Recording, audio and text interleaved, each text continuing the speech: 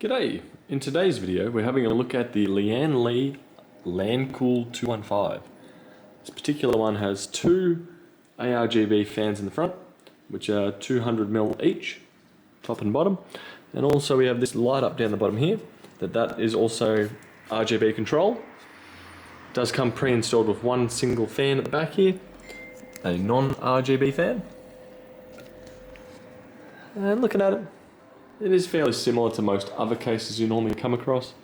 Up the top here we have headset, USB, LED, reset and power. So if I press this, it will cycle. Same with down the bottom. And up the top there I've got them also connected up.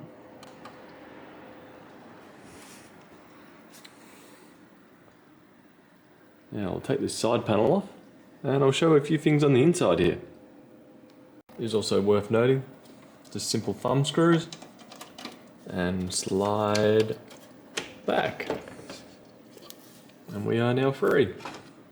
So we have these tabs across the front. We do have a bit of foam padding here, run down the bottom there, and let's put this down.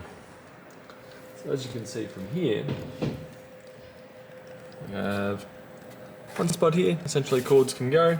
You could potentially put a radiator on the inside up here. Right up the top, down the bottom.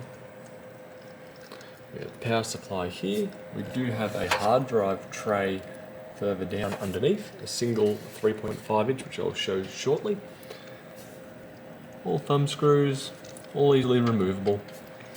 The pre-installed motherboard risers, I did have to move up one, and there's pretty much the fan there. Also up the top, under this dust filter, you can either have the fans, or the radiator or the fans close to here, or further back to be more symmetrical. I purely went with being closer, just so I have a bit more gap along here to feed the cables. This side, very straightforward installation, no drama, especially being able to have the radiator closer. That made accessing underneath here much easier for the assembly. Let's have a look around the other side. So looking around the other side, we have various hub based here, which is connected to a SATA cable down here. What we've got is fan 1, 2, 3, 4, 5 and 6. So you have 6 fans there.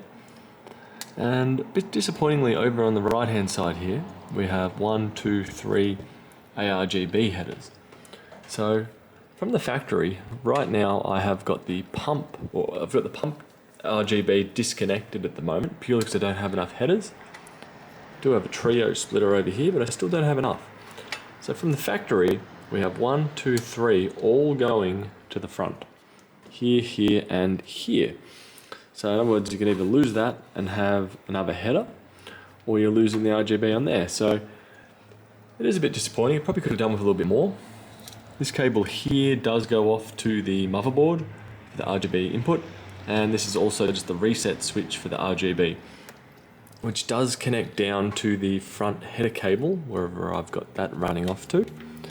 So do be cautious, as I did accidentally rip that off when I first went to plug in the front panel header. Looking up here, as we can see, there's the front I/O just here. And down the bottom here we have the hard drive, which that whole tray does slide slightly forward. You can see the gap, or a groove there. So that basically pushes into that and locks it into position rather tight. There's still a reasonable amount of room here to access the various module headers. But that was my biggest disappointment with this case, is regarding this hub, which granted you could bypass that, but if it's there, it's kind of handy. We do also have room for two 2.5 inch SATAs, one here, so they can be added in as well. One other thing that does slightly let me down is the overall fan noise. I'm not sure if it's because of the particular water cooler in there, or if it's the fan header running the fan speed at max, but I've had this on display in the front of my shop now for even just a day. It was noticeable that it was fairly audible. So If you do want a rather silent computer, I'm not sure if this case may be the one for you, or you want to bypass this and go to a fan hub. But granted, most modern cases are going down this look. Granted, with the bigger fans, usually they should be quieter, as you can see there. Hand comparison. But if you're looking at, if you can get it at a cheap price, it's probably a not bad case. And well, you will need will be required to add in a few more RGB fans if you want to complete the look. So it's not all there.